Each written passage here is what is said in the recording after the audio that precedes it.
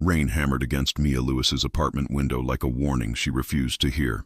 Her hands trembled as she stared at the glowing screen, 2 words typed and ready to detonate her life. We're done. 3 months. That's how long she'd been entangled with Enzo Rocco, the man whose name made seasoned detectives sleep with their lights on. 3 months of luxury that tasted like poison, of kisses that felt like claims of ownership, of protection that suffocated like a velvet noose. Her finger hovered over the send button. She'd met him at Carmelo's, the upscale Italian restaurant where she worked between art classes, struggling to keep her dreams alive on minimum wage and burnt coffee. He'd walked in on a Tuesday night that felt like any other, until it wasn't. Dark suit tailored to perfection, eyes that could strip away lies, and a presence that made the room rearrange itself around him. "Mr. Rocco," her manager had whispered, practically bowing, "our best table." Immediately. Mia hadn't known then. Hadn't known about the empire built on fear, the politicians in his pocket, the bodies that never surfaced. She'd just seen a man who looked at her like she mattered. Now she knew too much. She pressed send. The message disappeared into the digital void. For 3 seconds she allowed herself to breathe. Then her phone lit up. "You don't decide that." 4 words. No emotion. No question mark. Just certainty. Cold and absolute as death. Mia's heart slammed against her ribs. She knew what came next. She'd seen how Enzo operated, how he moved through the world taking what he wanted, eliminating what stood in his way. Her phone buzzed again. "I'm coming over." "No," she whispered to her empty apartment, as if he could hear her. "No, no, no." She grabbed the phone with shaking hands, typing frantically. "There's nothing to discuss. Please respect my decision." His response came instantly. "You made a decision based on incomplete information. Open your door in 20 minutes. 20 minutes. The time it took his driver to navigate from his downtown fortress to her modest Arts District apartment. 20 minutes before her carefully constructed escape plan crumbled. Mia paced her small living room, sock-covered feet silent against hardwood floors. What had she been thinking? You don't break up with Enzo Rocco via text. You don't break up with him at all, not when his world has already swallowed you whole. Her phone rang, his custom ringtone, Chopin's Nocturne in E-flat major, installed without her permission. She let it ring out. It started again immediately, and again. By the time she heard the distinctive purr of his black Mercedes outside, she had 20 missed calls. Through the blinds, she watched him emerge from the car, straightening his navy suit jacket. Even from 3 floors up, she could feel his eyes lock onto her window. She stumbled back, pulse thundering. The doorbell rang. She remained frozen. "Mia." His voice carried through the door, controlled and lethal. "Open the door." She didn't move. Mia Rose Lewis. Her full name spoken with the precision of a man who knew exactly how to make threats sound like promises.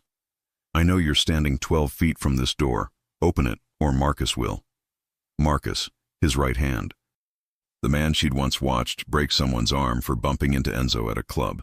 Her legs moved on instinct, trembling as she unfastened the chain, turned the deadbolt. The door swung open. Enzo stood in the hallway, hands in his pockets, expression unreadable. No Marcus in sight, but close, always close. "May I come in?" As if this were a social call, as if she had any real choice. She stepped back. He entered like he owned the space, because in his mind, he probably did. His cologne hit her, sandalwood and something darker, dangerous.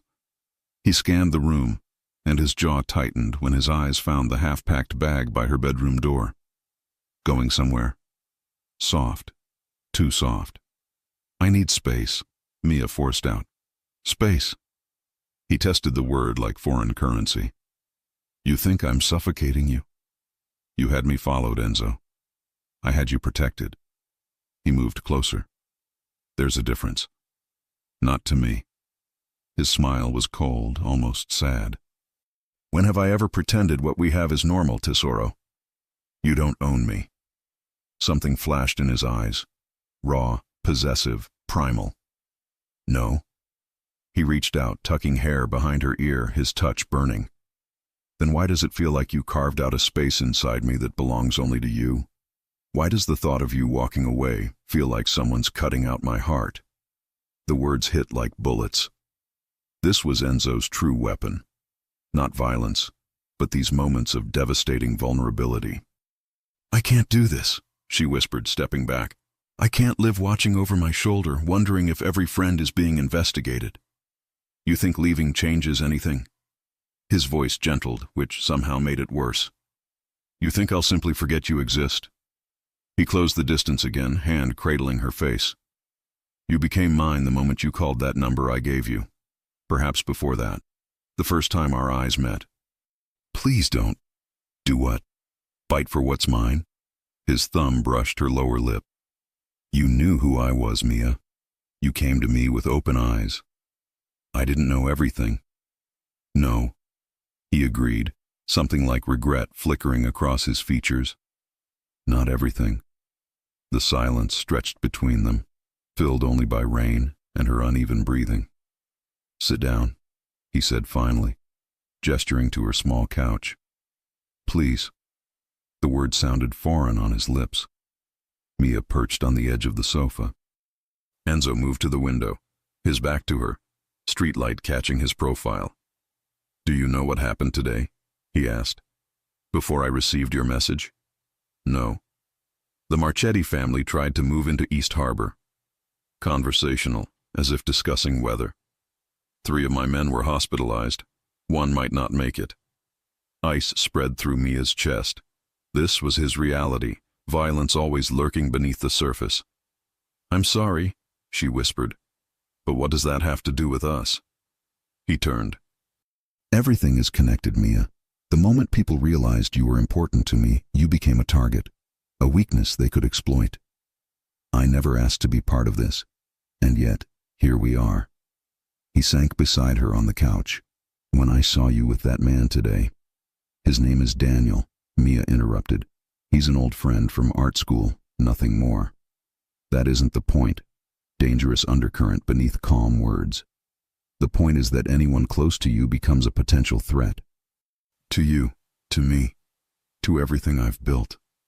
So I'm supposed to have no friends, no life outside of you? Pain flashed in his eyes before hardening to resolve. My father kept my mother locked away in our estate.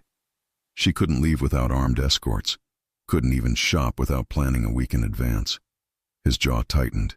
I swore I'd never do that to someone He stopped abruptly. Loved, cared for, owned. The unfinished sentence hung between them. I've given you as much freedom as I can, he continued. But there are limits to what's safe. I can't live like this, Mia said again. Always wondering. It's not healthy, Enzo. And you think walking away solves the problem? He leaned closer, his scent enveloping her. You think the Marchettis wouldn't use you against me, even if we're no longer together? As long as I care about you, you're at risk. The implication stunned her. Unless he stopped caring altogether, she would never be free. Enzo read the thought on her face. His expression softened as he reached for her hand. I didn't come here to frighten you, Tesoro. I came because what we have is worth fighting for. Even if it means controlling every aspect of my life? He sighed, weary, vulnerable. I've made mistakes in how I've handled this. I should have been more transparent. As close to an apology as Enzo Rocco would ever give. I don't know what to do, Mia admitted. I feel like I'm drowning. His eyes searched hers. Then let me help you breathe. Before she could respond, her phone buzzed on the coffee table. A text from Daniel asking about meeting for coffee tomorrow. Enzo's expression darkened instantly. He reached for the phone. Don't, Mia warned, snatching it away. This is exactly what I'm talking about. This isn't about control, he said, voice deceptively quiet. What do you really know about your friend Daniel? When did you last see him before today? What does that matter? He's been in Seattle for a graduate program. Just got back last week. Enzo stood, pacing like a caged predator. And he immediately sought you out. Did it not strike you as odd?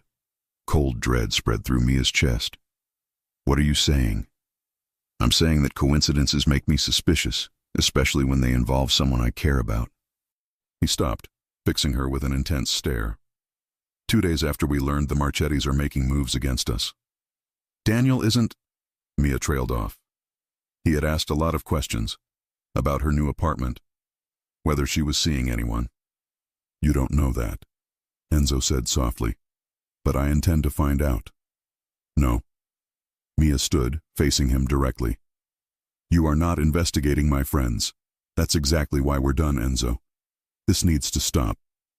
He moved toward her with predatory grace, backing her against the wall without touching. Nothing stops until I know you're safe. The heat of his body so close sent conflicting signals through her system: danger and desire, fear and familiarity. Why me? The question escaped before she could stop it. Out of everyone, why me? Something vulnerable flickered across his face. Because you looked at me and saw a man, not a reputation. Because when you smile, it reaches your eyes. Because when I'm with you, the noise in my head quiets. His hand came up to cup her cheek. Because from the moment I saw you, I knew you were meant to be mine. The possessive declaration should have repelled her. Instead, warmth spiraled through her. I need to know something, Mia said, fighting for clarity. The security, the surveillance. Would it ever stop? He was quiet for a long moment. The world I live in doesn't allow for normal, Mia. I can promise to include you in decisions, to explain my reasons, to give you as much freedom as possible. His thumb traced her lower lip. But I will never promise not to protect what's mine. I would burn this city to the ground before I let anyone hurt you. She believed him. That was the terrifying part. I need time, Mia said finally, stepping away from his touch. Space to think, to decide if this is something I can live with. His jaw tightened. How much time? I don't know. A few days, maybe a week. 3 days, he countered. Stay in your apartment where my men can watch the building. Don't contact this Daniel or anyone you're not certain about. Those are conditions, not... Those are my terms, he interrupted. 3 days of safety in exchange for space. Mia wanted to refuse, but the mention of Daniel had planted doubt she couldn't dismiss. Fine, 3 days. But your men stay outside the building. A slight smile. You've gotten better at negotiating.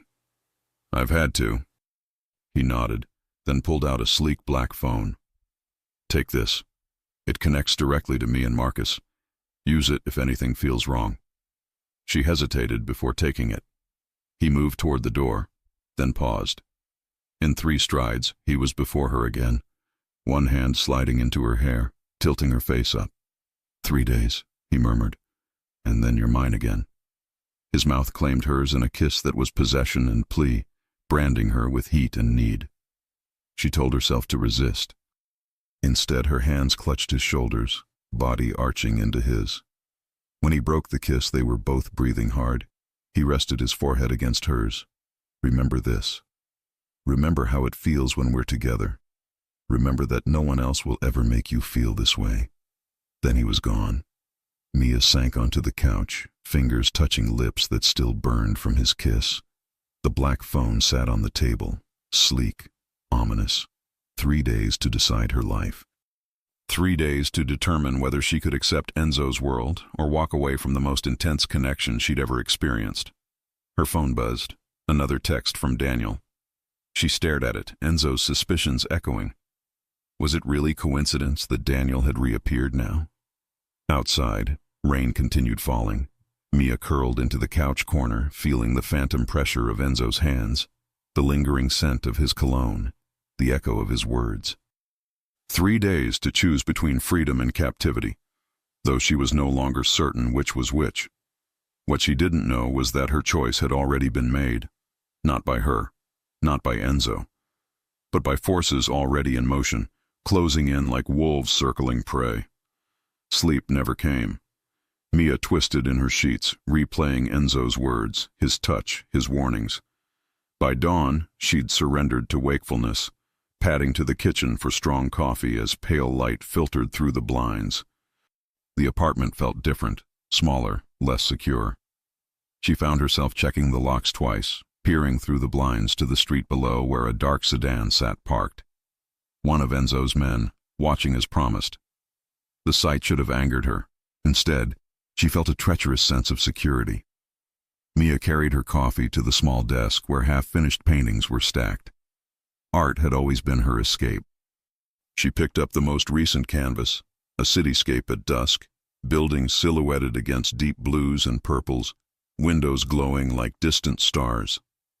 She'd started it 2 weeks ago after a night on the balcony of Enzo's penthouse, watching the city lights flicker on as darkness fell. Her phone buzzed. Not the black one Enzo left. Her regular phone. Another message from Daniel, the third since last night. Mia, everything okay? Let me know if we're still on for coffee today. Need to talk about something important. Something important. The words sent inexplicable chills through her. Enzo's suspicions whispered at the back of her mind. It seemed absurd. Daniel was an artist, passionate about sculpture and mixed media, not the type to get involved with organized crime. They'd spent countless hours in studios together, shared cheap wine and cheaper takeout, complained about professors. He'd never shown interest in her personal life beyond casual friendship, until yesterday. Until he'd asked pointed questions about where she was living now, whether she was seeing anyone, how she could suddenly afford tuition without working 2 jobs. Mia set the phone down without responding, unease coiling in her stomach. The delivery Enzo promised arrived mid-morning. Enough groceries to last a week, not 3 days. Fresh fruits, vegetables, imported pasta, expensive wine. The kind of provisions he kept in his own kitchen. Along with the food came a small package wrapped in cream-colored paper. Inside was a leather-bound sketchbook, its pages thick and textured, and a set of charcoal pencils she'd admired in an art supply store window weeks ago. A note accompanied the gift, handwritten in his precise, elegant script, for when the paint doesn't cooperate. How did he know? Had she mentioned her creative blocks? Or was this another example of his uncanny ability to read her, to anticipate her needs? Mia ran her fingers over the creamy pages, torn between gratitude and resentment. Every gift from Enzo came with invisible strings, yet she couldn't deny the thoughtfulness. Not an expensive trinket, but something personal, something that spoke to who she was. Her phone buzzed again. Daniel. Mia, please respond. It's important we talk today.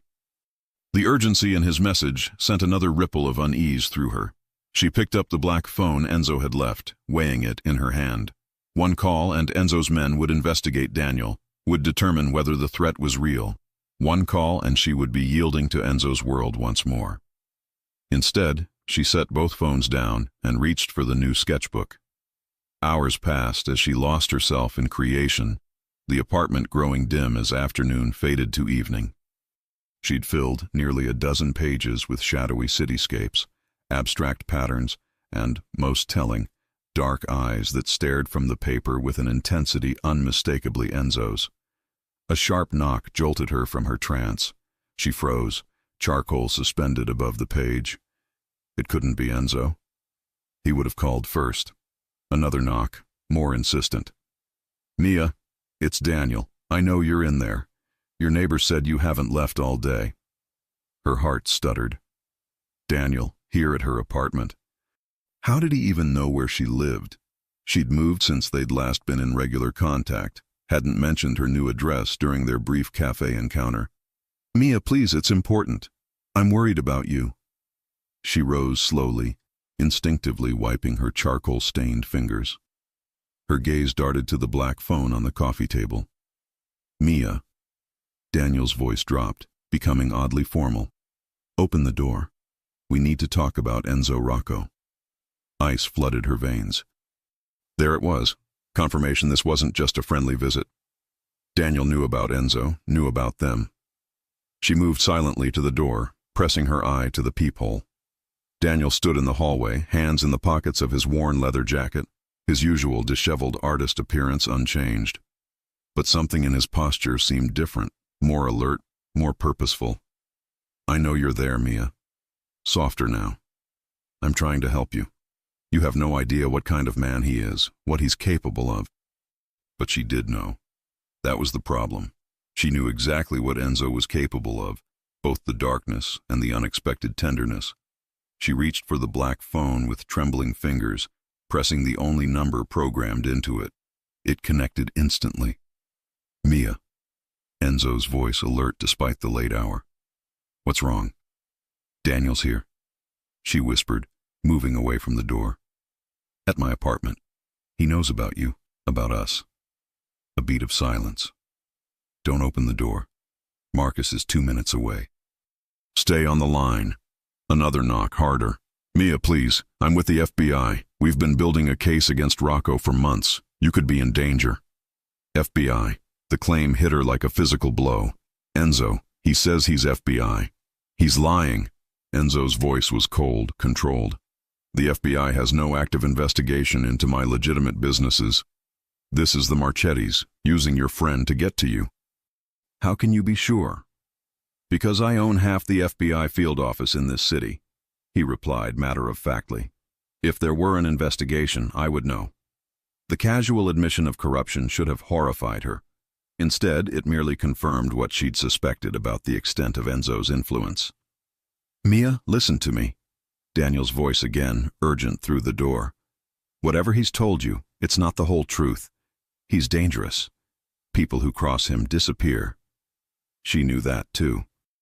Had seen glimpses of the ruthlessness behind Enzo's carefully maintained facade. "Marcus is pulling up now," Enzo said in her ear. "Stay away from the door, Tesoro." A moment later, heavy footsteps in the hallway, followed by Daniel's startled exclamation and the sound of a brief scuffle. Then silence. "It's clear," came Marcus's deep voice through the door. "Miss Lewis, please open up." Mia hesitated. "Enzo, is it safe?" "Yes," he confirmed. "Let Marcus bring you to me." She opened the door to find Marcus standing alone, his imposing frame blocking her view. She noticed fresh scrapes across his knuckles. "Where is he?" Mia asked, voice shaking. "Being taken care of," Marcus replied, tone revealing nothing. "Mr. Rocco wants you brought to the penthouse immediately." The penthouse, Enzo's fortress in the sky with its bullet-resistant windows, private elevator, security that would put most government buildings to shame. Once there, she would be completely in his world, under his protection and control. "I need to pack some things," Mia said. Marcus nodded once. 5 minutes. She returned to the apartment, moving on autopilot as she gathered clothes, toiletries, her sketchbook. The phone was still connected to Enzo's line. "Are you there?" she asked softly. "Always," came his immediate response. "You did the right thing calling me, Mia." "What's going to happen to Daniel?" A pause. "That depends on what we learn from him."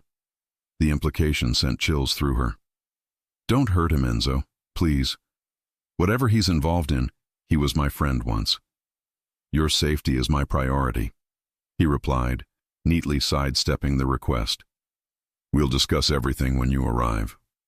20 minutes later, she was in the back of Enzo's Mercedes, speeding through rain-slicked streets toward downtown. Marcus drove in silence, eyes constantly checking mirrors, scanning for threats. Mia clutched her bag, events playing on repeat in her mind. FBI or Marchettis? Was Daniel telling the truth about an investigation, or was he working for Enzo's enemies? The car pulled into the private underground garage of Enzo's building, stopping near a private elevator requiring both keycard and fingerprint recognition. Marcus escorted her inside.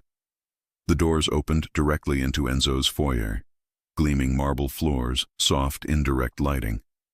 And there he was, waiting, still in his business attire despite the late hour. His expression was a careful mask of control, only the tightness around his eyes betraying concern. "Thank you, Marcus," he said, not taking his eyes off Mia. "Ensure we're not disturbed." The bodyguard nodded and retreated into the elevator, leaving them alone. For a moment, neither moved. Then Enzo crossed the space in 4 long strides, his hands framing her face as his eyes searched hers. "Are you hurt?" he asked, thumbs brushing her cheekbones. She shook her head. "No, just confused. Scared." His jaw tightened. "You're safe now." Safe. That word again. Safety at the price of freedom. "What's happening, Enzo?" Mia asked, stepping back from his touch. Who is Daniel really working for? He studied her for a long moment, as if deciding how much to tell her. Come, he said finally, gesturing toward the living room with its wall of windows overlooking the city. You should sit down. She followed him into the familiar space, noting the glass of whiskey on the side table, the open laptop on the coffee table. He'd been working when she called. He guided her to the sofa, sitting close enough that she could feel his heat but not touching. Daniel Andrews is not who you think he is, he began, voice measured. He never went to Seattle. He's been in federal custody for the past 6 months, cooperating with an investigation into the Marchetti family. Her breath caught. He's really FBI? No. Enzo's eyes were hard. He's a confidential informant, a former associate of the Marchettis who got caught moving product across state lines. He made a deal to avoid prison. But why would he come after me? Enzo's hand found hers, fingers warm and steady. Because the Marchettis know about you, Tesoro. They know you're my weakness, and they're desperate enough to use anyone to get to me. My weakness. The words echoed, confirming her fear. Her connection to Enzo had made her a target. What will happen to him? She asked again. Enzo's thumb traced circles on her hand. He'll be questioned. Once we confirm his connection to the Marchettis, he'll be discouraged from pursuing this particular avenue. Discouraged, she repeated, the euphemism heavy between them. I won't lie to you, Mia. Not anymore. His dark eyes held hers, unflinching. There are aspects of my business that aren't beautiful. Decisions I make that would disturb you. But everything I do is to protect what's mine. His hand tightened on hers. You. The raw honesty stripped away her defenses. I was going to leave, Mia whispered. Before Daniel showed up, I decided I couldn't live in your world. Pain flashed across his features, quickly suppressed. And now? She looked down at their joined hands. Now I don't know what to think. If Daniel was working for your enemies, if they targeted me deliberately. Then I was right to have you protected, he finished softly. Right to be cautious. She couldn't argue with his logic, couldn't deny that his security measures might have saved her. What happens now? She asked, finally meeting his gaze. Now you stay here, where I can keep you safe. Where no one can reach you without going through me first. For how long? As long as necessary. He reached out, tucking hair behind her ear. As long as it takes to eliminate the threat. Eliminate. Another euphemism for violence. And then what? Do I go back to my apartment, back to being followed and watched? A muscle ticked in his jaw. What would you have me do, Mia? Pretend there's no danger? I don't know, she admitted, exhaustion washing over her. I don't know what the answer is. He must have seen the fatigue in her face because his expression softened. It's late. You should rest. We can continue this tomorrow. But she grabbed his hand as he started to leave. Stay, please. He hesitated, then nodded, sliding into bed beside her moments later. After a moment's hesitation, she moved into his arms, resting her head against his chest where she could hear the steady rhythm of his heartbeat.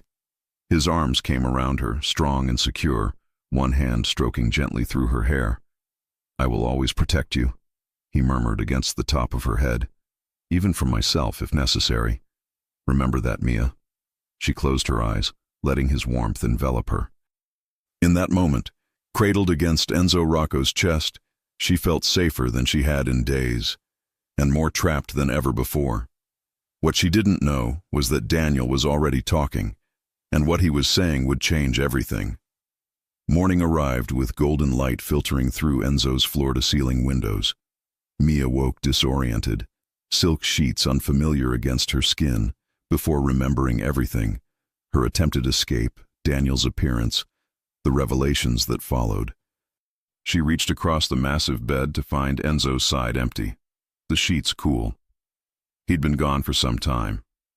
Mia slipped from the bed, wrapping herself in the cashmere robe he kept for her. Freshly showered, she found clothes laid out, a soft gray sweater and black jeans she'd left here weeks ago, another small reminder of his control. She made her way toward the kitchen, following the scent of coffee and low voices. She paused in the hallway when she realized Enzo wasn't alone. Marcus stood near the kitchen island, his massive frame tense.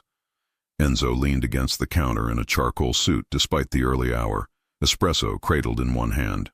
"Confirm the Marchetti connection," Marcus was saying. "Phone records show calls to Vincent Marchetti's personal line as recently as yesterday morning." "And the FBI angle?" Enzo asked. "A fabrication. Andrews has no connection to any federal agency. He was approached by Vincent's brother 3 weeks ago, offered substantial payment to get close to Miss Lewis." Mia's heart clenched. Daniel had lied, had been paid to use their friendship. "Where is he now?" Enzo's question was deceptively casual.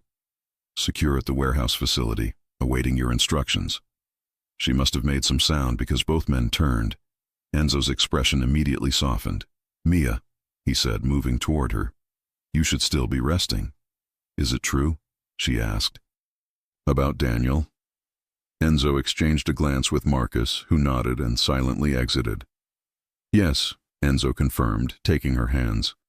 "Everything we suspected. He was specifically targeted by the Marchettis because of your past connection. They've been watching you for weeks." "Weeks. So when you had me followed, I was protecting you from a very real threat," he finished. "One we now need to address permanently." The implication sent chills through her. "What are you going to do to him?" "What would you have me do, Mia? Release him so he can report back? So they can try again with someone else from your past?" "You could warn him off." A small, sad smile. "Men like Daniel don't simply walk away when threatened, and the Marchettis won't stop." "You mean me? I'm the weakness." He cupped her face, touch gentle despite the hardness in his eyes. "You are what I fight for, what I would kill for." He paused. "What I would die for." "I can't be responsible for what happens to Daniel," she whispered. "I can't have that on my conscience." Enzo studied her, then said, "What if there was another way? Daniel knows who contacted him, what they planned. With the right persuasion, he can become our asset instead of theirs." "You mean torture him?" "I mean offer him a choice between death at the Marchetti's hands when they discover his failure, or a lucrative arrangement with me. And if he refuses, then he'll be released far from the city with resources to disappear. What happens after is his choice." It was more than she'd expected. "Thank you." Enzo guided her to a stool. "You should eat." He placed breakfast before her. Fruit, yogurt, pastries, coffee made exactly as she preferred. The domesticity was surreal. "What happens now?" she asked. "Now we send a message that cannot be misinterpreted." "What kind of message?" "The kind that ensures no one ever thinks to use you against me again." "Will it ever end? The threats, the enemies?" Something vulnerable flickered across his features. "I won't lie. The world I live in doesn't allow for true peace. There will always be threats." He moved beside her. "But I can offer you protection, resources, comfort." His fingers traced her jawline. "And love, Mia, though it comes tangled with complications." "Is that enough?" he asked, rare uncertainty in his voice. "Am I enough?" Before she could answer, his phone rang, his business line. "I need to take this," he said, moving toward his office. Left alone, Mia moved to the windows. Her phone chimed from the bedroom. She retrieved it to find a message from an unknown number. "Mia, it's Daniel. They're letting me contact you once. Whatever Rocco told you, he's worse than you know. The FBI really is building a case. Get out while you can." "Delete this message." Her hands shook. Was this a trick to test her loyalty, or was Daniel telling the truth? She moved to Enzo's office doorway. He paced before the windows, phone to his ear. "I want the shipment secured by tonight. Double the usual security. The Marchettis will be looking to retaliate." He turned, eyes finding hers. Something in her expression alerted him. He immediately ended the call. "What's wrong?" She held out her phone, showing him Daniel's message. His expression darkened. "Clever," he said, voice dangerously soft. "Using your compassion against you." "Is he wrong? About the FBI building a case?" Enzo's eyes studied her. "No," he said finally. He's not entirely wrong about that. The admission stunned her. What I didn't mention was the ongoing attempt to build a RICO case against several organizations, including mine. It's cyclical. Every few years, an ambitious prosecutor tries. They rarely succeed. Because you own half the FBI field office. A small, cold smile. Among other reasons. So Daniel could be working with the FBI? No, that part is a lie. His connection to the Marchettis is confirmed. What he's doing is trying to drive a wedge between us. To get you to leave my protection. He took her phone. Which is exactly what they want. I don't know what to believe anymore. Enzo set her phone aside and took her hands. Believe this. Everything I've done has been to protect you. Not just your physical safety, but your peace of mind. By lying to me? By shielding you from realities you shouldn't have to face. I need to see him, Mia said suddenly. Daniel, I need to look him in the eye. Enzo's expression hardened. Absolutely not. I need to know. I need to judge for myself. It's too dangerous. Not if you're there. Not if Marcus is there. Not in your warehouse with your men everywhere. She squeezed his hands. Please. He studied her for a long moment. You don't trust my word. I trust that you believe what you're telling me, but I also know you would lie to protect me. He didn't deny it. And if I arrange this meeting, then I'll make my decision. About Daniel, about us. Respect flickered in his eyes, followed by resignation. Very well, this afternoon. But you follow my instructions exactly. My men will be present at all times. Agreed. His hand cupped her cheek. You should know, Tesoro, that regardless of what you hear today, regardless of what decision you make, you will remain under my protection. That is non-negotiable. Whether she chose to stay or walk away, she would never truly be free of his presence. I understand. He pressed his lips to her forehead. Get ready. We leave in an hour. As he turned to make arrangements, she studied his profile. The strong jaw, the perfect posture, the absolute authority. This was Enzo Rocco in his element. And she was caught in his orbit. By afternoon, she would have her answer. But the truth was far more complicated than either realized.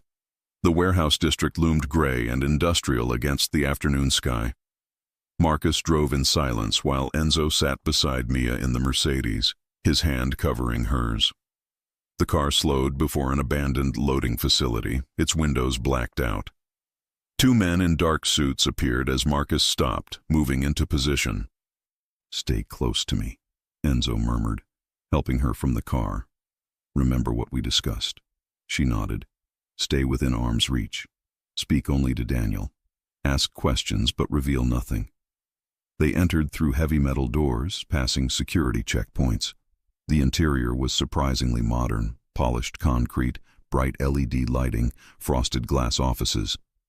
Enzo guided her through corridors to a room at the far end. Another guard stood outside. Is he ready? Enzo asked. Yes, sir. Enzo turned to her. Last chance to change your mind. I need to know the truth. He nodded to the guard who unlocked the door. The room was simple, a table, chairs. And there sat Daniel, looking haggard but unharmed. Mia, thank God. Are you okay? She felt Enzo stiffen, but he remained silent. I'm fine, she said, sitting across from Daniel. Enzo took the seat beside her. Has he hurt you? Threatened you? No, but I need to know who you're really working for, Daniel. He leaned forward. I told you, I'm with the FBI.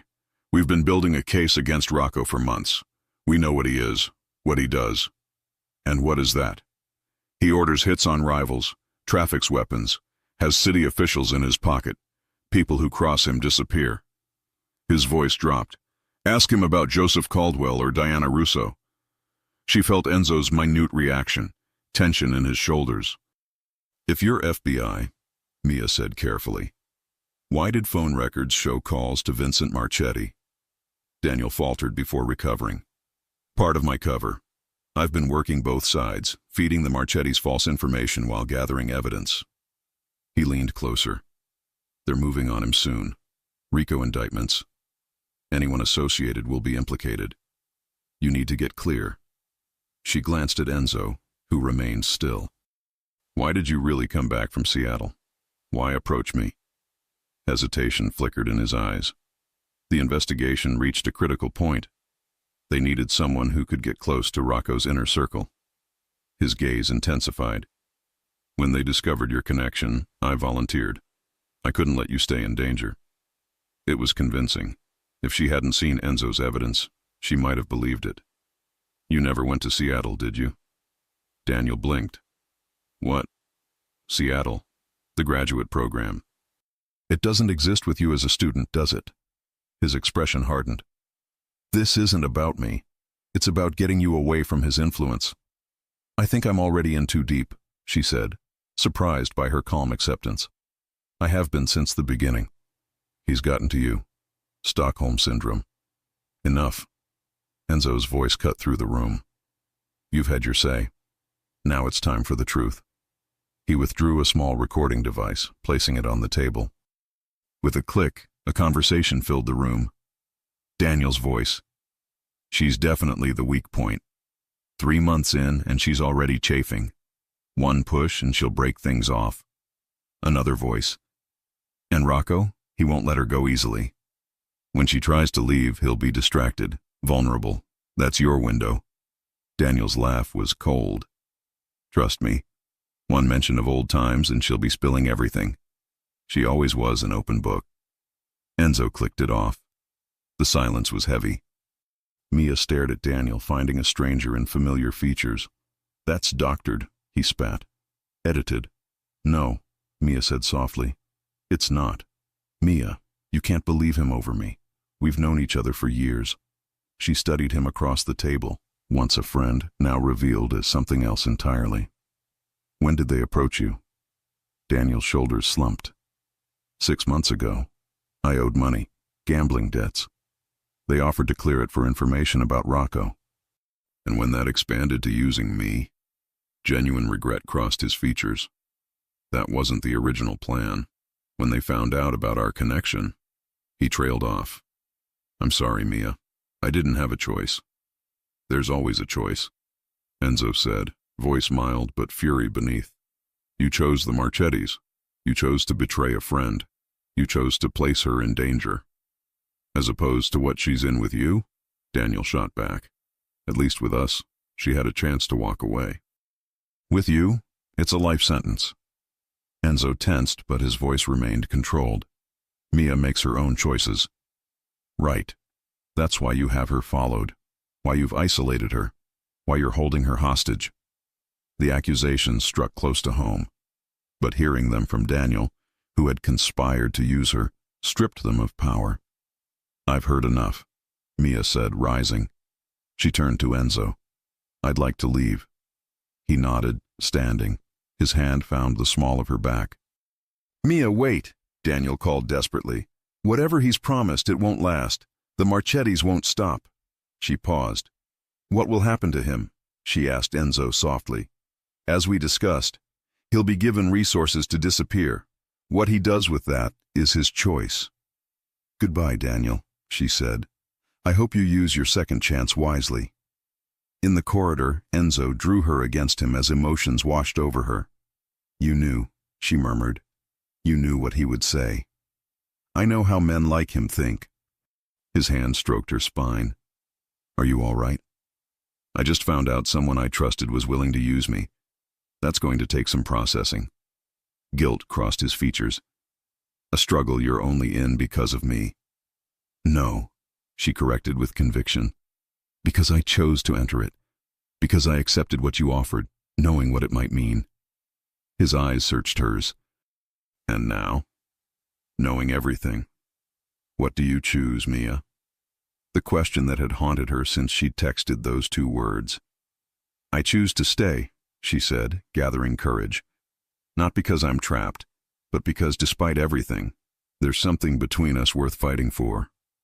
Relief washed over his features. You understand what that means? The life won't be normal. I know. But there will also be this. She placed her hand over his heart. The man beneath the reputation. The love behind the possession. Love, he repeated. Yes, this need to protect you, to keep you safe. His thumb traced her lip. I've never said those words before. You don't have to. But Enzo never left important matters unspoken. I love you, Mia Lewis, with everything I am. I love you too, she whispered, with open eyes, knowing exactly who you are. His kiss was gentle, a tender claiming. This was certainty, not fear. When they parted, he rested his forehead against hers. There are things we need to discuss, changes I'm willing to make. What kind of changes? No more surveillance without your knowledge, full transparency. You'll have direct access to my security team. His eyes held hers. I can't promise no protection, but I can promise partnership. It wasn't perfect freedom, but it was a concession she hadn't expected. I can work with that. The Marchettis need to be dealt with permanently. Decisive action you may not want details of. Will it end the danger? Nothing ends all danger, he answered honestly, but it will eliminate the immediate threat. She nodded. Then do what you need to do. He studied her, and after, we could take time away. I own property on the Mediterranean. Private, secure. A honeymoon without the wedding. Something sparked in his eyes. For now, though I intend to make you mine in every way possible, in time. The possessiveness sent warmth through her, belonging she'd never experienced. In time, she echoed. Then let's go home. There are arrangements to be made. His hand found hers. A future to secure. As they walked back, Mia reflected on the journey. She had texted, "We're done," believing she could walk away. He had replied, "You don't decide that," certain of his claim. In the end, they'd both been wrong. The decision was something they would forge together. It wouldn't be easy. It wouldn't be perfect. But as they stepped into fading light, his arm around her waist, she knew it would be real. Complicated, dangerous, intense, but real. And for now, that was enough. 3 days passed in Enzo's penthouse like a dream suspended between worlds. Mia painted on his terrace while he conducted business in his office, their lives intertwining in ways both mundane and extraordinary. But beneath the surface calm, she knew the storm was gathering. On the 4th morning, she woke to find Enzo already dressed, standing at the windows in a black suit that made him look like death incarnate. "It's today, isn't it?" she asked softly. He turned, and she saw something in his eyes she'd never seen before. Not hesitation exactly, but a heaviness that spoke of the weight he carried. "Yes, the Marchettis will be dealt with tonight." He crossed to her, sitting on the edge of the bed. "I want you to understand something, Mia. What happens today isn't just about revenge or territory. It's about ensuring your safety, about making certain no one ever tries to use you against me again." She reached for his hand. "I know." "Do you?" His thumb traced circles on her palm. "Because once this is done, there's no going back. The Marchettis will be finished, but that will shift the balance of power in the city. Other families will take notice. Some will see opportunity. Others will see threat. You're saying it might get worse before it gets better. I'm saying the next few months will be difficult. I'll have to be more visible, more ruthless. I'll have to remind everyone why my name carries weight." His jaw tightened. "And you'll see sides of me that aren't gentle." Mia studied his face. The sharp angles, the dark eyes that had seen too much, the mouth that could kiss her tenderly or issue orders that ended lives. "I'm not asking you to be gentle, Enzo. I'm asking you to be honest with me, to let me choose with full knowledge of what I'm choosing." Something like relief flickered across his features. "Then you should know, Vincent Marchetti won't survive the night. Neither will his brother Antonio. Their lieutenants will be given a choice. Pledge loyalty to me or disappear. The ones who choose poorly won't get a second chance." The clinical way he described what amounted to multiple murders should have horrified her. Instead, she found herself asking, "And their families?" "Untouched. I don't make war on children or civilians." His expression hardened. "But their assets will be absorbed, their territories redistributed. By dawn, the Marchetti name will mean nothing in the city. How can you be so certain it will work?" A cold smile curved his lips. Because I've been planning this for weeks, Tesoro. Since the moment they made their first move against me. Every piece is in place. Every contingency accounted for. You were waiting, she realized, for them to make a mistake big enough to justify wiping them out completely. I was waiting for them to give me an excuse the other families would accept, he corrected. When they targeted you, a civilian, an innocent, they crossed a line. Now no one will question what happens to them. The calculation behind his strategy was breathtaking and terrifying. What do you need from me today? She asked. Stay here. Stay safe. He cupped her face in his hands. Marcus and 2 others will remain with you. The rest of my men will be with me. When will you be back? Before dawn, if everything goes as planned. His eyes searched hers. If something goes wrong, don't, she interrupted. Don't say it.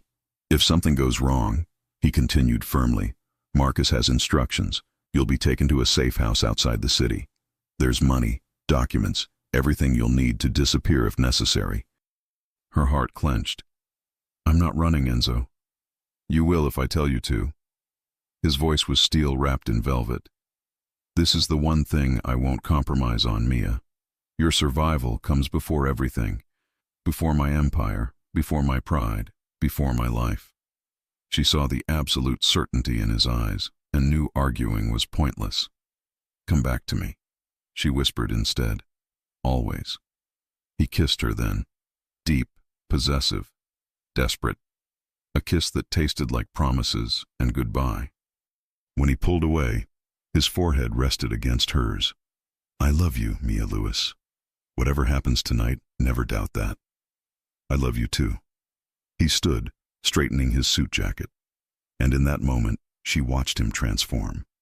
The man who had held her tenderly vanished, replaced by Enzo Rocco, the predator, the strategist, the king of a concrete empire built on fear and respect. Marcus, he called.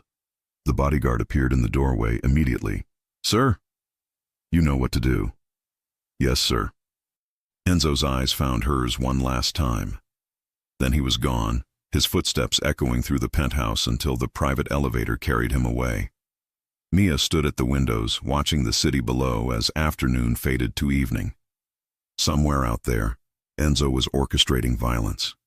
Men would die tonight because they'd threatened what was his.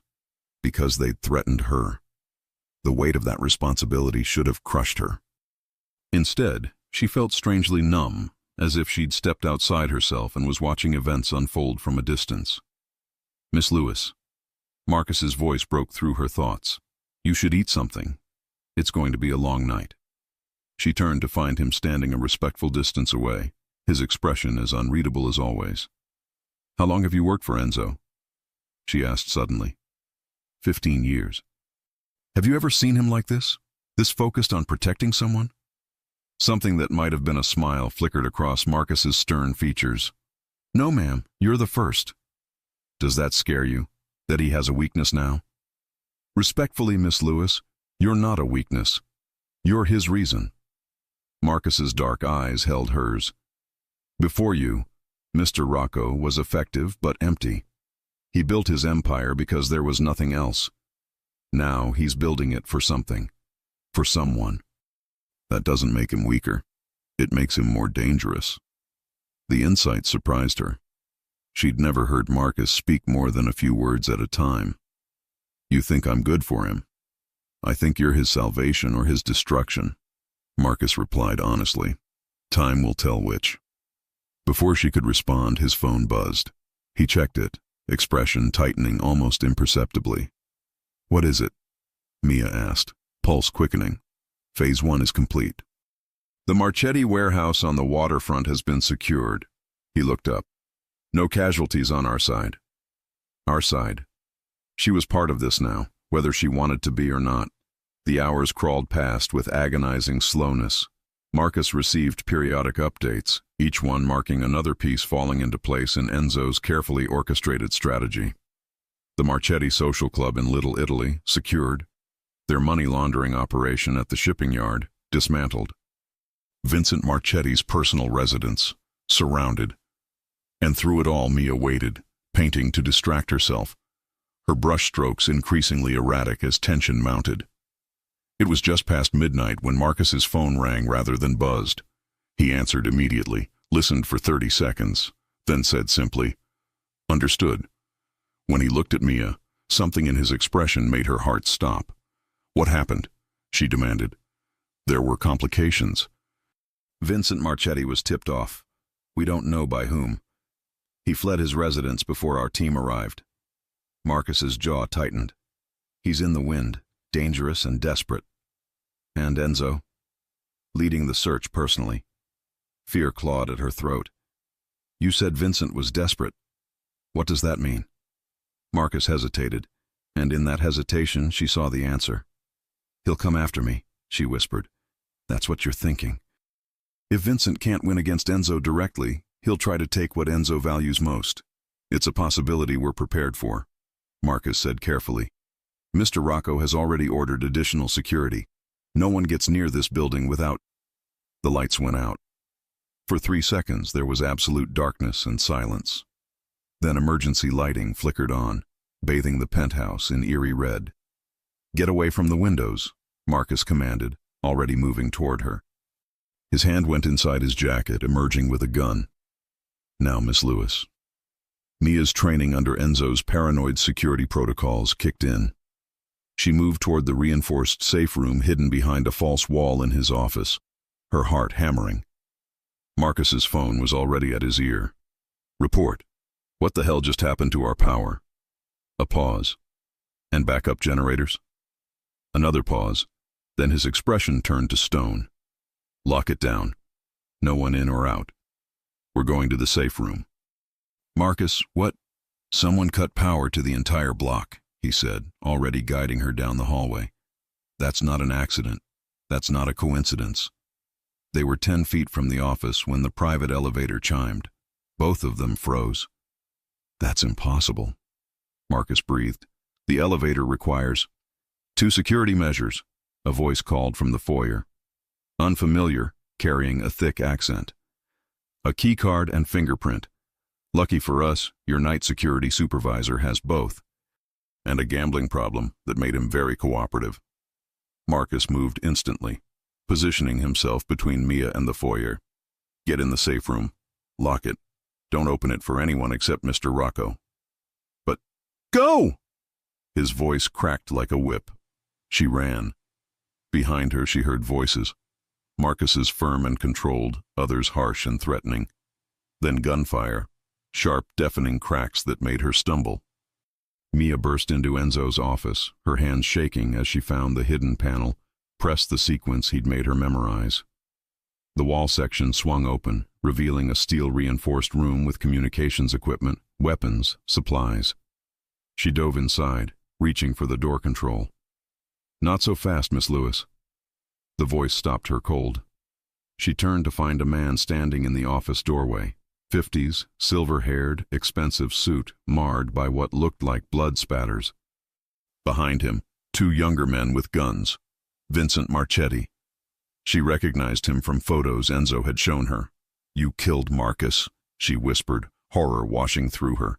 "He killed 2 of my men first. Very dedicated, that one." Vincent's smile was cold as he stepped into the office. "But ultimately futile. Which brings us to you. The reason Enzo Rocco has made himself vulnerable for the first time in his career." "He'll kill you for this," Mia said, fighting to keep her voice steady. "You know that." "Oh, I'm counting on him trying." Vincent pulled out a phone. "In fact, I'm about to give him a very special invitation." Vincent Marchetti aimed his phone's camera at Mia, his smile never reaching his cold eyes. "Smile for your boyfriend, Miss Lewis." She stood frozen in Enzo's office, the safe room just feet away, so close to safety, yet impossibly far. Behind Vincent, his 2 men kept their weapons trained on her. "Don't do this," she said, hating the tremor in her voice. "Whatever you think this accomplishes—" "What this accomplishes," Vincent interrupted, "is leverage. The one thing Enzo Rocco has never given anyone." He tapped his phone. "I'm sending him our location now, along with a photo of his greatest weakness standing in his own office, surrounded by my men." Mia's mind raced. Enzo had spent months teaching her about threats and responses, about staying calm under pressure. If you hurt me, you lose your leverage. Smart girl. Which is why you're going to stay very much alive and unharmed, as long as Rocco follows my instructions. Vincent pocketed his phone. We're going to wait right here for him to arrive. Alone, unarmed, ready to negotiate. He won't come alone. He will if he wants you breathing. Vincent's expression hardened. I've already lost everything tonight. My brother, my operation, my empire. The only thing I have left is revenge. And the only way I get that is by making Enzo Rocco feel what I feel. Loss, Mia whispered, understanding dawning. You want him to lose me. I want him to choose. Vincent moved closer, circling her like a predator. His empire or his woman. His power or his heart. Because he can't have both. Not anymore. Tonight proved that. Mia's phone, the black one Enzo had given her, buzzed in her pocket. Vincent's hand shot out. Give it to me. She pulled it out slowly, watching as he answered. Enzo's voice filled the office, raw with barely controlled fury. Vincent. Enzo, so good of you to call. I assume you received my photo? If you've touched her, she's perfectly fine. For now. Vincent's smile widened. But her continued health depends entirely on your cooperation. You have 30 minutes to get here. Alone. When you arrive, we're going to have a conversation about the future of this city. There is no future for you, Vincent. You're a dead man. Perhaps. But I'm a dead man holding the one thing you actually care about. Vincent's voice turned mocking. How does it feel, Enzo? All that power, all that control, and you can't protect the one person who matters? Silence on the other end. Then, quieter, deadlier. What do you want? Safe passage out of the city, 5 million in untraceable currency, and you, on your knees, acknowledging that I beat you. Done. No hesitation. Let me talk to her. Vincent held the phone toward Mia. Make it quick. Enzo, she breathed. Mia. Tesoro, are you hurt? No. Marcus. Her voice broke. Marcus tried to stop them. I know. I'm so sorry, love. I should have anticipated this, should have. Don't, she interrupted. Don't give him what he wants. Don't throw away everything because of me. You are everything, Enzo said simply. The rest is just business. That's enough, Vincent said, pulling the phone away. 30 minutes, Rocco. Come alone or she dies. He ended the call. Mia's mind raced through possibilities. The safe room behind her. Could she make it? No, not with 3 guns trained on her. Negotiation. Vincent was beyond reason, a man who'd lost everything and wanted only to bring Enzo down with him. That left only one option. He won't give you what you want, she said carefully. Not really. Vincent raised an eyebrow. Explain. You think making him choose between his empire and me proves something, but Enzo doesn't think like that. She took a calculated risk, stepping closer. He'll come here, yes. He'll appear to give you everything you want, and then he'll kill you anyway. Not if I kill you first. Then you lose your leverage and die anyway. Mia forced her voice steady. But there is another way. One where you actually survive this. Vincent studied her, curiosity flickering beneath the madness. I'm listening. Let me go. Take the money Enzo offered and disappear tonight. He's already won. You said it yourself. Your brother's dead. Your organization destroyed. The only question is whether you die here in the next hour or live to rebuild somewhere else. Rebuild with what? Everything I had is gone. 5 million is more than nothing, she pressed. It's a start. In another city, another country, I could run like a coward while Enzo Rocco celebrates his victory. Vincent's laugh was bitter. No, I'd rather die taking something from him. Then you're not thinking clearly, Mia said, channeling every ounce of conviction she possessed. Revenge won't bring your brother back. It won't restore what you lost. It will only ensure your death means nothing. For a moment, something flickered in Vincent's eyes. Doubt, perhaps, or exhaustion. The look of a man who'd been fighting so long he'd forgotten why. Then it hardened again. Nice try, Miss Lewis, but I've made my choice. The elevator chimed. Everyone turned toward the foyer. Heavy footsteps. Then Enzo appeared in the office doorway. He looked like war incarnate. Blood spattered on his shirt, a cut above one eye, his expression carved from stone. But his eyes, when they found Mia, held such naked relief and fear that her breath caught. "I'm here," he said simply. "Let her go." "Not yet." Vincent gestured to his men, who moved to flank Enzo. "First we negotiate." "We already negotiated. I agreed to your terms." That was before I had time to think. Vincent's gun remained pointed at Mia. "I've decided I want something more than money and safe passage. I want your empire." Enzo went very still. "Explain." "You walk away, tonight. You transfer your operations, your territories, your assets, everything, to neutral management. You disappear with your girlfriend and never return to this city." Vincent's smile was vicious. "Or I put a bullet in her head right now. You'll never make it out of this building alive." Enzo said quietly. "Neither will she." The standoff stretched, tension coiling tighter with each passing second. Mia saw the calculation in Enzo's eyes. Odds, angles, possibilities. She knew him well enough now to recognize the moment he decided to act. "All right," Enzo said, raising his hands. "You win, my empire for her life. I'll make the calls right now." He moved. It happened so fast Mia barely tracked it. Enzo's hand flashed to his ankle, emerging with a small pistol. Vincent's gun swung toward him. She screamed, lunging forward without thinking. The gunshot was deafening in the enclosed space. Mia felt the impact. Not pain exactly, but pressure, heat spreading across her shoulder. She stumbled, and Enzo was there, catching her, his face transformed by primal terror. "No, no, no," he was saying, lowering her to the floor. "Mia, Tesoro, stay with me."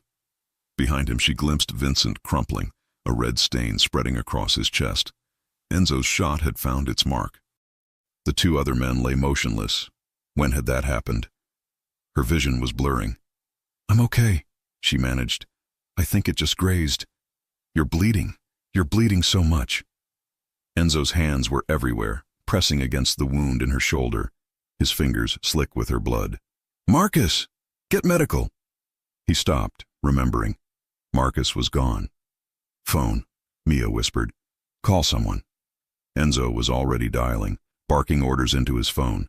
Medical team, immediate extraction, cleanup crew. All while his other hand stayed pressed against her shoulder, his face inches from hers. "Why did you do that?" he demanded, voice cracking. "Why did you move?" "I had the shot. I could have." "I thought he was going to kill you." Simple truth. In that moment she'd acted on pure instinct, thinking only of protecting him. "You're not supposed to protect me," he said fiercely. "I'm supposed to protect you. That's the deal. That's always been the deal." "Maybe," she said, fighting the darkness creeping at the edges of her vision. "We protect each other." His expression crumbled. "I almost lost you. I almost lost you, and it would have been my fault. All of this. Enzo." She raised her uninjured hand to his face. "I'm still here. We're both still here." The medical team arrived in minutes, professional and efficient. They assessed her wound, through and through, missing bone and major arteries. Painful, but survivable. They worked quickly, stanching the bleeding, administering pain medication that made everything soft and distant. Through the haze, she heard Enzo giving orders, his voice cold and controlled again. "Clean up the bodies. Secure the building. Find out who gave Vincent access. Sentence delivered without emotion. Anyone involved would face consequences beyond imagination." Then his hand found hers, warm and solid. "Stay awake, Tesoro. Stay with me." "Not going anywhere," she murmured. "You're stuck with me now." "Good." His thumb traced circles on her palm. "Because I have no intention of letting you go. Ever." The next hours passed in fragments. The ride to Enzo's private medical facility. Surgery to clean and repair the wound. Waking in a recovery room to find him seated beside her bed, still in his blood-stained clothes, exhaustion carved into every line of his face. "Hey," she whispered. His head snapped up, eyes finding hers. "Hey yourself. How do you feel?" "Like I got shot, but alive." She tried to smile. How bad is it? You'll recover fully. No permanent damage. His hand covered hers carefully, avoiding the IV. You were incredibly lucky, Mia. Or incredibly stupid. I'm not sure which. Brave, he corrected. Foolishly, terrifyingly brave. His jaw tightened. Don't ever do that again. Can't promise that. What if... Promise me. His voice was raw. Promise me you will never throw yourself between me and a bullet again. I can't. He stopped, struggling. I can't survive losing you, Mia. My empire, my power, my reputation. I would burn it all without hesitation. But losing you would destroy me. She squeezed his hand. Then it's a good thing you're not going to lose me. Something like a smile touched his lips. The doctor said you should rest. We can talk when... Now, she interrupted. We talk now, because I need to know. What happens next? Vincent is dead. The Marchettis are finished. But you said there would be consequences, that other families would react. Enzo studied her for a long moment. What happens next is that I remind everyone why my name carries weight in this city. There will be meetings, negotiations, demonstrations of power. It won't be pretty. How long? A few months, maybe 6. I need to stabilize everything, make certain no one sees tonight's events as weakness or opportunity. He paused. Unless you want out. If this is too much, if you want to walk away, I'll arrange protection, set you up somewhere safe, somewhere far from this world. Mia looked at him, this man who had orchestrated violence tonight, who had killed without hesitation, who commanded an empire built on fear. This man who sat beside her hospital bed with terror still lingering in his eyes, who had been willing to surrender everything for her. I don't want out, she said quietly. I want what you promised. Partnership, transparency.